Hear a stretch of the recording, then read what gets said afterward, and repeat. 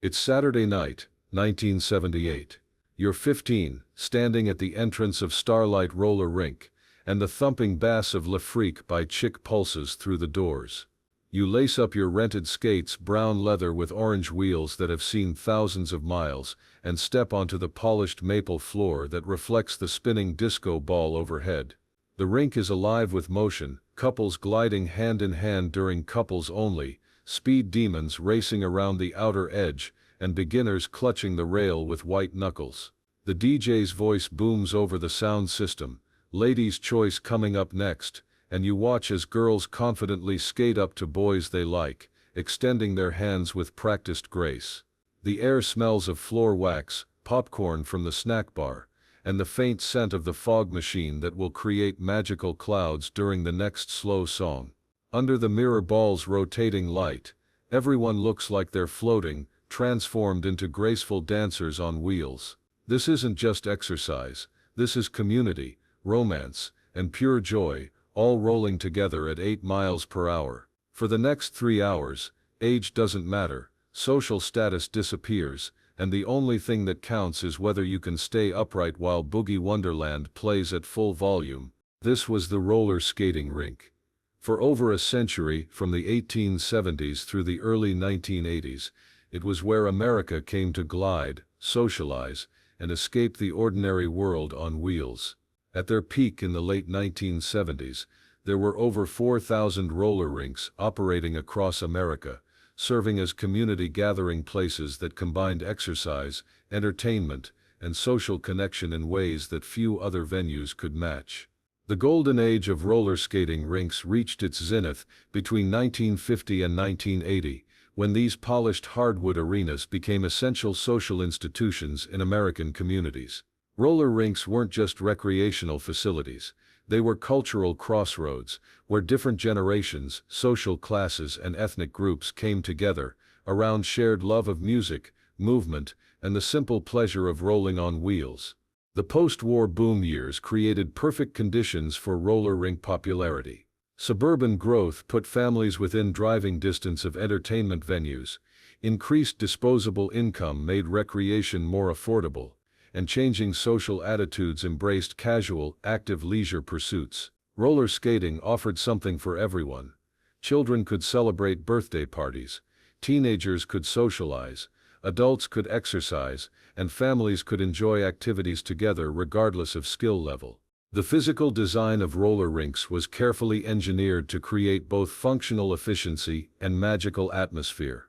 The skating surface was typically made of hard maple flooring, meticulously maintained to provide the perfect combination of smoothness and grip. The rink floor was usually oval-shaped, ranging from 100 to 200 feet long with carefully banked corners. Lighting was crucial, bright enough for safety, but atmospheric enough to create the dreamlike quality that made ordinary people feel graceful on wheels. The rental skate system was fundamental to roller rink accessibility and profitability. Rinks invested in hundreds of pairs of skates in all sizes.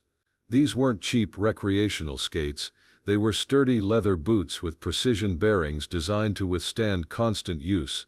Many serious skaters eventually purchased their own custom skates, but rentals ensured that anyone could participate regardless of economic circumstances. The music culture that developed around roller skating was both reflection and driver of popular music trends. In the 1950s and early 1960s, rinks played rock and roll and rhythm and blues that encouraged energetic movement. The 1970s brought disco music that seemed perfectly matched to roller skating's rhythmic, flowing motions. DJs at roller rinks often broke new songs before radio stations. Skating sessions were carefully structured to accommodate different skill levels and social dynamics. All skate periods allowed everyone on the floor simultaneously. Couples-only sessions cleared the floor for romantic skating, where pairs could glide together hand in hand. Ladies' choice and men's choice sessions encouraged social interaction by giving one gender permission to approach the other for skating partnerships. The social functions of roller rinks extended far beyond simple recreation.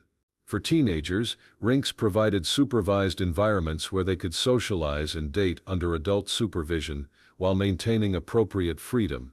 The physical nature of roller skating created natural opportunities for romantic connection that felt both innocent and exciting. Birthday parties at roller rinks became standard celebrations for children throughout this era. The combination of active entertainment, party rooms, and built-in supervision made rinks ideal venues for celebrations. These events often introduced young skaters to the activity and created positive associations that lasted into adolescence. The exercise and fitness aspects of roller skating provided significant health benefits long before fitness became a cultural obsession. Roller skating offered cardiovascular exercise, improved balance and coordination, and strengthened leg muscles while feeling like play rather than work. The sport was inclusive of different body types and fitness levels, allowing participants to exercise at their own pace. The economic model of roller rinks created sustainable businesses that served their communities for decades. Revenue came from admission fees, skate rentals, food and beverage sales, and private parties. The relatively low ongoing operational costs made rinks profitable ventures that could operate successfully in medium-sized communities. The safety culture that developed around roller rinking balanced fun with responsible supervision. Rink operators employed floor guards who maintained order, assisted beginners, and ensured safety rules were followed. Safety rules were clearly posted. No rough play, skating in designated directions during sessions, and appropriate behavior expectations. The decline of roller skating rinks began in the early 1980s but accelerated rapidly as multiple factors converged to undermine their popularity and economic viability. The rise of video game arcades provided alternative entertainment that appealed to many of the same demographics. These new entertainment options required less physical effort, offered individual rather than social experiences, and could be enjoyed regardless of skill level. Shopping mall culture fundamentally changed how Americans spent leisure time and entertainment dollars. Malls provided climate-controlled environments with multiple entertainment options under one roof. The social aspects that roller rinks had provided could now happen in mall environments that required no special equipment or skills. The fitness revolution of the 1980s created new exercise alternatives that positioned themselves as more sophisticated than roller skating. Aerobics classes, health club memberships, and jogging cultures offered exercise options that seemed more adult-oriented. These fitness trends often required expensive memberships, creating exclusivity that appealed to status-conscious consumers. MTV and music video culture changed how young people related to popular music and dancing. Instead of participating in group activities like roller skating, teenagers increasingly preferred to watch entertainment rather than create it themselves. The visual sophistication of music videos made roller rink DJs seem primitive by comparison. Economic pressures of the early 1980s recession affected roller rink operations significantly. Rising insurance costs, utility expenses, and property taxes made rink operations more expensive, while discretionary spending on entertainment decreased. Many rink owners found that their large buildings made conversion to other uses difficult, forcing closures. Safety concerns and liability issues became more prominent as litigation culture expanded. Insurance companies raised premiums for roller rinks due to potential injury claims. Parents became more protective of children's activities, preferring supervised programs over informal recreational environments. Cultural changes in music and social interaction patterns also affected rink popularity. The fragmentation of popular music into numerous genres meant that rinks could no longer play music that appealed to broad, diverse audiences. Hip-hop, heavy metal, and other emerging musical styles didn't translate well to roller skating. Home entertainment options expanded dramatically during this period, providing alternatives that required no travel, equipment rental, or social coordination. Cable television, video cassette recorders, and early video game systems offered entertainment options that could be enjoyed individually without leaving home. By 1990, the number of operating roller rinks had dropped to fewer than 2,000, and most surviving facilities had diversified into other activities. Many converted to inline skating, or added arcade games and party facilities to supplement skating revenue. The community-centered recreational skating culture was largely replaced by specialized fitness activities or commercial entertainment venues.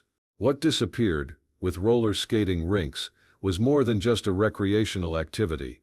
It was an entire approach to community entertainment that valued participation over consumption, physical activity over passive entertainment, and social interaction over individual pursuits. Rinks had created inclusive environments where people of all ages and skill levels could enjoy themselves together, where physical activity felt like celebration rather than exercise.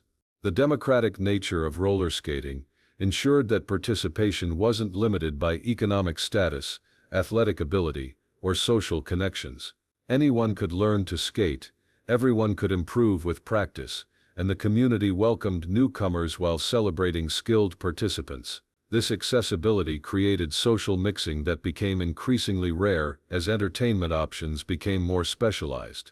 The intergenerational connections that roller rinks fostered brought different age groups together in ways that few other activities could match. Children, teenagers, parents, and grandparents could all participate in the same sessions, sharing space and creating family memories. The physical nature of skating created natural opportunities for interaction and mutual support across generational lines. The exercise and fitness benefits that roller skating provided came naturally through enjoyable activity rather than structured workout routines. Participants gained cardiovascular fitness, improved balance and coordination, and strengthened muscles while focusing on fun, music, and social interaction. This integration of fitness with entertainment created positive associations with physical activity. Modern alternatives to roller skating, while offering some similar benefits, lack the community building and social integration aspects that made rinks special. Indoor sports facilities and entertainment venues typically serve narrower demographics and create fewer opportunities for spontaneous social interaction. If you remember the sensation of gliding across smooth hardwood floors, while disco lights created magic overhead, the thrill of successfully navigating a couple's skate with someone you had a crush on, or the pure joy of moving in rhythm with dozens of other people to music that seemed to lift everyone off the ground, you remember a time when entertainment was participatory, when communities gathered to celebrate movement and music, and when the simple act of rolling on wheels could transform an ordinary evening into something magical. Where was your roller rink? Do you remember your first successful backward skate, the song that was playing during your favorite couple's skate, or the feeling of confidence that came from finally mastering a difficult move? Those details matter because they represent a time when physical activity was joyful rather than obligatory, when communities created their own entertainment rather than consuming it, and when people of all ages could share the simple pleasure of moving gracefully together under spinning lights and thumping music.